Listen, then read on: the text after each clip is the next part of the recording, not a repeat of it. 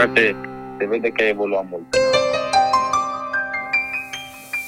Tot îți evoluție nu se face întorcându-te. Spui că te-ai lăsat în parfum, simt miros de mugure. Îmi spui că ești OG, carpați la tine doar muntele. Și spui că-s nesimțit, dar țintura, că nu ai scrupule. Îmi tot spune de piste, du-te frate, ia-le futele. Să nu îi spui de mine că se udă doar cu numele. Acum contează sumele, tot ce vorbim sunt numere. Am făcut 1-7 și vouă cum faceți pumele. Am vrut sinceritate, văd în spate multe fapte, acte mușamalizate și pagini rupte din carte. Gesturile-mi sunt copiate, te-am iertat, țin la clasate. N-am să uit ce ofeream, faptul că eu te numeam frate.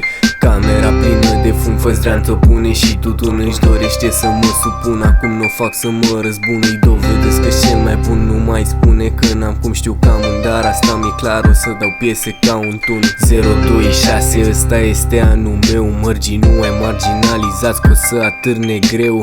Am studiat poezia până la releveu. Perioadele m-au format cum n-a făcut-o tatăl meu. Predestinat din cântece, scriu versuri, nu doar cântece. Dacă nu mă asculți, nu îți place, dă-mi un semn și plânge-te. Știam că muzica e viitorul meu, încă din scutece. Mărgii e unicat, n-are cine să judece.